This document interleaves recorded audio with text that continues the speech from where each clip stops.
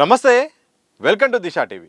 Phone tapping కేసులో SIT జారీ చేసిన రెండో నోటీస్పై మాజీ సీఎం కేసీఆర్ ఎలాంటి నిర్ణయం తీసుకుంటారనేది రాష్ట్ర రాజకీయాల్లో హాట్ టాపిక్గా మారింది. పోలీసులు ఇచ్చిన గడువు ప్రకారం ఆదివారం మధ్యాహ్నం 3 గంటలకు నందినగర్లోని ఆయన ఇంట్లో విచారణకు హాజరు కావాల్సి ఉంది.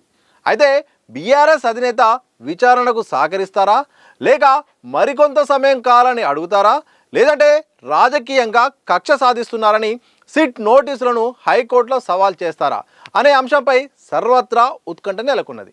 ఈ విషయంపై ఇప్పటికే ఆయన పలువురు న్యాయ నిపుణులతో చర్చించి ఓ నిర్ణయానికి వచ్చినట్టు తెలుస్తోంది. సహజంగా కేసీఆర్ వేసే ప్రతి అడుగులో రాజకీయ వ్యూహం ఉంటుంది. ప్రతి విషయాన్ని తనకు అనుకూలంగా మలుచుకునేందుకు ఆయన ప్రయత్నిస్తుంటారనేది టాక్ ఉంది. ఇప్పుడు ఫోన్ ట్యాపింగ్ కేసులో సిట్ రెండోసారి జారీ చేసిన నోటీస్పై ఏ విధంగా రెస్పాండ్ అవుతారనేది సస్పెన్స్గా మారింది. సిట్ ఇచ్చిన గడువు ప్రకారం ఆయన విచారణకు వెళ్లే అవకాశాలు చాలా తక్కువ అని కేసీఆర్ ఎత్తుగడలను చాలా దగ్గర నుండి చూసిన లీడర్లు చెప్తున్నారు. విచారణకు రావాలని పిలిచిన వెంటనే కేసీఆర్ ఎంక్వైరీ ఆఫీసర్ వద్దకు వెళ్లి తన వాంగ్మూలాన్ని ఇచ్చేందుకు సిద్ధంగా ఉండకపోవచ్చని అంచనా వేస్తున్నారు. అందుకోసం విచారణకు మరికొంత సమయం కావాలని మరో లేఖ రాసే అవకాశంతో పాటు లీగల్గా ఫైట్ చేయాలనే అంశంపై ఆలోచన చేస్తున్నట్టు తెలిసింది. ఇక రాజకీయంగా కక్ష సాధించేందుకే ఫోన్ ట్యాపింగ్ కేసును తమపై ప్రయోగిస్తున్నారని బీఆర్ఎస్ నేతలు మొదటి నుండి ఆరోపిస్తున్నారు. ఓవైపు మున్సిపల్ ఎన్నికల అభ్యర్థుల ఎంపిక, ప్రచార అంశాలపై దృష్టి పెట్టాల్సిన సమయంలో నోటీసులతో ఇబ్బంది పెడుతున్నారని ఆగ్రహం వ్యక్తం చేస్తున్నారు. ఇదే అంశాన్ని ప్రస్తావించి సిట్ నోటీసులపై కోర్టులో సవాల్ చేయాలనే యోచనలో ఉన్నట్టు తెలుస్తోంది. కేసీఆర్ను విచారణకు రావాలని సిట్ జారీ చేసిన నోటీస్పై కోర్టులో లంచ్ మోషన్ పిటిషన్ వేస్తే ఎలా ఉంటుంది అనే కోణంలోనూ ఆలోచన చేస్తున్నట్టు తెలిసింది. అయితే కోర్టుకు వెళ్లడం ద్వారా వచ్చే రాజకీయ విమర్శలు ఏ విధంగా ఉంటాయన్న కోణంలో సైతం ఆలోచన చేస్తున్నట్టు సమాచారం. ఇక బీఆర్ఎస్ హయాంలో జరిగిన విద్యుత్ ఒప్పందాలు, పవర్ ప్లాంట్ల నిర్మాణాలపై విచారించేందుకు కాంగ్రెస్ ప్రభుత్వం జస్టిస్ నరసింహారెడ్డి కమిషన్ను ఏర్పాటు చేసింది. ఆ కమిషన్ తన విచారణ ప్రారంభించే ముందు మీడియా సమావేశం ఏర్పాటు చేసింది. విచారణ పూర్తి చేయకముందే కమిషన్ తన అభిప్రాయాలను బహిర్గతం చేయడం అంటే తనపై కక్ష సాధించడంలో భాగమేనని కేసీఆర్ సుప్రీంకోర్టులో సవాల్ చేశారు. కేసును విచారించిన కోర్టు కమిషన్ బాధ్యతల నుండి జస్టిస్ నరసింహారెడ్డిని తప్పించాలని ఆదేశించింది. ఫోన్ ట్యాపింగ్ కేసులో సైతం కొన్ని రోజులుగా కాంగ్రెస్ నేతలు చేస్తున్న కామెంట్స్ను ఆధారంగా చేసుకొని కోర్టులో సవాల్ చేస్తే ఎలా ఉంటుందని కేసీఆర్ న్యాయ సలహాలు తీసుకుంటున్నట్టు తెలిసింది. మరి ఫోన్ ట్యాపింగ్ వ్యవహారంలో ఏం జరుగుతుందనేది మాత్రం ఇటు రాజకీయ విశ్లేషకులు, నేతలు, అన్ని పార్టీల వాళ్ళు కూడా ఎదురు చూస్తున్నారు. ఓవైపు ఇప్పటికే కేటీఆర్కు నోటీసులు వచ్చాయి, హరీష్ రావుకు నోటీసులు వచ్చాయి, సంతోష్ రావుకు నోటీసులు వచ్చాయి. తాజాగా మాజీ సీఎం బీఆర్ఎస్ అధినేత కేసీఆర్కు నోటీసులు రావడం, అలాగే ఆ నోటీసులపై ఆయన స్పందిస్తూ ఎన్నికల తర్వాత ఎప్పుడైనా కానీ నేను విచారణకు సిద్ధమే, నేను ఎన్నికల కారణంగా, వ్యూహాల కారణంగా, ప్రచార పర్వాల కారణంగా అయితే మాత్రం అభ్యర్థుల ఎంపిక బిజీగా ఉండడం వల్ల నేను ఇప్పట్లో విచారణకు రాలేను, మీకు అనువైన సమయాన్ని ఎన్నికల తర్వాత పెట్టుకోండి అని చెప్పారు. కానీ సిట్ అయితే మాత్రం ఇప్పుడున్న విచారణ సమయంలో మాత్రం అంత ఎన్నికల తర్వాత విచారించే పరిస్థితి అయితే లేదు. అలాగే టెక్నికల్ అంశాల కారణంగా ఎర్రవెల్లికి కూడా వచ్చే పరిస్థితి లేదు. ఆదివారము మధ్యాహ్నం 3 గంటలకైతే మాత్రం మీరు సూచించిన ప్రాంతంలో, అంటే మీకు పిఎస్కి వచ్చినా పర్లేదు, లేకపోతే మీరు నందినగర్లో వచ్చిన రమ్మన్నా కానీ మేము అక్కడికి వస్తాము, విచారణకైతే మాత్రం మేము సిద్ధంగా ఉన్నాము, మీ జవాబు కావాలంటూ మాత్రం ఇటు సిట్ అయితే మాత్రం చెప్పింది. మరి దీనిపై బీఆర్ఎస్ అధినేత ఎట్లా రియాక్ట్ అవుతారనేది మాత్రం అందరూ ఎదురు చూస్తున్నారు.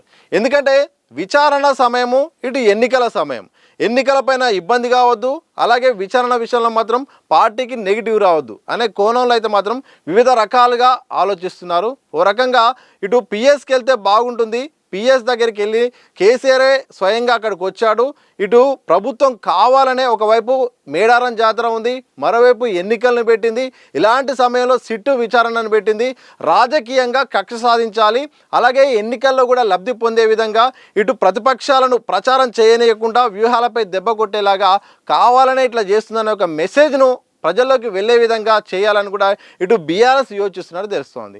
మరి ఈ సమయంలో మరి మరోసారి లంచ్ మోషన్ వేస్తారా, లేకపోతే నేరుగా ఎస్ నేను హాజరు కావడానికి సిద్ధంగా ఉన్నానని చెప్పి అది పొలిటికల్ మైలేజ్ ఏమైనా వచ్చే అవకాశం ఉంటుందా అని కూడా వివిధ రకాలుగా అయితే మాత్రం యోచిస్తున్నట్టు తెలుస్తుంది. మరి అందులో ఎలాంటి నిర్ణయం తీసుకుంటారు, మరి ఇప్పటికిప్పుడు మరి రేపు ఎర్రవల్లి నుండి మరి ఇటు వస్తాడా, నందినగర్కు వస్తాడా, లేకపోతే హైదరాబాద్లోని జూబ్లీహిల్స్ పోలీస్ స్టేషన్కు సహకరిస్తారనేది మాత్రం అయితే అందరూ మాట్లాడుకుంటున్నారు. ఏదేమైనప్పటికి కూడా మొత్తానికైతే మాత్రం ఫోన్ ట్యాపింగ్ వ్యవహారం అయితే మాత్రం తెలంగాణ రాష్ట్రంలో తీవ్రంగా చర్చ జరుగుతుంది. వాస్తవానికి ఇప్పటికే అధికారుల విచారణ అయిపోయింది, రాజకీయ నాయకుల దగ్గరికి వచ్చింది, సిట్ 1 సిట్ 2 కొనసాగుతుంది. మరి ఇది ఒక రాజకీయ నాయకులకే పరిమితం అవుతుందా, అధికారుల దగ్గరనే ఆగిపోతుందా, లేకపోతే రాజకీయ కేసుల్లో భాగంగా కొంతకాలం నడిచి మళ్ళీ ఆగిపోతుంది అనేది కూడా అందరూ కూడా మాట్లాడుకుంటున్నారు. ఓ రకంగా సీరియల్ స్టోరీలాగా ఈ ఫోన్ ట్యాపింగ్ వ్యవహారం మారిపోయిందని కూడా ఇటు విశ్లేషకులు కూడా విమర్శలు ఆరోపణలు కూడా చేస్తున్నారు. ప్రతిపక్షాలు కూడా ఇది కావాలనే రాష్ట్ర రాజకీయాల్లో మిగతా అంశాలను డైవర్ట్ చేయడానికే ఫోన్ ట్యాపింగ్ ముందు పెట్టి టైంపాస్ చేస్తుంది సర్కార్ అంటూ కూడా ఇటు విమర్శలు అయితే మాత్రం ప్రధానంగా బీఆర్ఎస్ చేస్తుంది. మరోవైపు ఇటు కాంగ్రెస్ అలాగే ఇటు బీఆర్ఎస్ ఒక్కటే అందుకోసమే విచారణ పేరుతో సమయంతో వృధా చేస్తుంది తప్ప నిజాయితీగా అరెస్టు చేయట్లేదు, అందుకే ఎక్కడో లోపాయికారం ఉంది అంటూ కూడా ఇటు బీజేపీ కూడా మాట్లాడుతుంది. ఇదే సందర్భంలో కాంగ్రెస్ కూడా ముందు కాళేశ్వరం విషయం మీ చేతిలో ఉంది, మా చేతిలో మేము చేయాల్సిన కమిషన్ రిపోర్ట్ కూడా ఇచ్చాము, నెక్స్ట్ మీ సిబిఐకే ఎంక్వైరీ ఇచ్చాము, ఎందుకు సిబిఐ ఎంక్వైరీ చేయట్లేదు, మాకు అప్పచెప్పండి మేము విచారణ చేస్తాం, కాళేశ్వరంలో ఉన్న ఆరోపణలన్నీ బయట పెడతాం, అవినీతి కూడా కక్కిస్తాం, కేంద్ర దర్యాప్తు సంస్థకి ఇవ్వాలని బీజేపీ చెప్పింది, వాళ్ళు చెప్పినట్టే ఇప్పుడు సిబిఐకి ఇచ్చాం, కానీ అసలు ఆ ప్రాసెసే మొదలు కావట్లేదు అంటూ కూడా ఇటు కాంగ్రెస్ అయితే మాత్రం దీన్ని ఒక ఆయుధంగా మాట్లాడుకుంటుంది. ఇలా తెలంగాణ రాజకీయాల్లో మాత్రం ఓవైపుగా ఫోన్ ట్యాపింగ్ చుట్టే మొత్తం కూడా చాలా అంశాలు ప్రభావితం చూస్తున్నాయి. అన్ని పార్టీలు కూడా దీని గురించి మాట్లాడుకుంటున్నాయి. మరి ఈ ట్యాపింగ్ వ్యవహారం అనేది మరి ఎక్కడి వరకు వెళ్తుంది విచారణ, నోటీసులు అలాగే విచారణ వరకే సాగుతుందా, విచారణ అనంతరం ఒకవేళ అధికారుల పాత్ర కాక రాజకీయ నాయకుల పాత్ర ఉందని తేలే అవకాశం ఉందా, పాత్ర ఉందని తెలిస్తే మరి ఎంతవరకు మరి ఇది శిక్ష పడే అవకాశం ఉందనే దానిపైన కూడా అందరూ కూడా లెక్కలు చూసుకుంటున్నారు.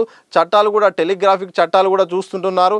రాజకీయ నాయకులకు సంబంధం లేదు, ఇది అధికారుల పరిధిలో జరిగే అంశమని కూడా కేసీఆర్ గారు పదే మాట్లాడుతున్నారు. మరి ఎవరి వరకు పరిధి అవుతుంది, ఎటువైపు దారితీస్తుంది, అలాగే విచారణకు ఆయన వస్తారా లేదా, వచ్చి ఎలాంటి అంశాలు ప్రస్తావిస్తారు.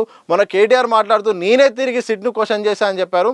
మరి కేసీఆర్ మరి ఎలాంటి ఆన్సర్ చెప్తారు, సిట్ దగ్గర ఉన్న వ్యూహాలేంటి, దానికి మరి ఎలాంటి కౌంటర్ ఇవ్వడానికి కేసీఆర్ సిద్ధమవుతున్నారు అనే దానిపైన అందరూ మాట్లాడుకుంటున్నారు. చూడాలి మరి ఓవైపు మున్సిపల్ ఎన్నికలు, మరోవైపు సిట్టు విచారణ పేరుతో సాగుతున్న ఈ యొక్క వ్యవహారము ఎటువైపు నుండి ఎటువైపు తిరుగుతుంది, కేసీఆర్ గారు హాజరవుతారా, లేకపోతే ఇప్పట్లో హాజరు కాలేను తర్వాత హాజరవుతారని చెప్తారా, కోర్టు మెట్లు ఎక్కుతారా అనేది మాత్రం అందరూ ఎదురు చూస్తున్నారు. చూడాలి మరి బీఆర్ఎస్ పార్టీ నుండి అధినేత నుండి వచ్చే ఒక రిప్లైని బట్టి మాత్రం జరిగే పరిణామాలను కూడా ఆధారపడైతే ఉంటాయి.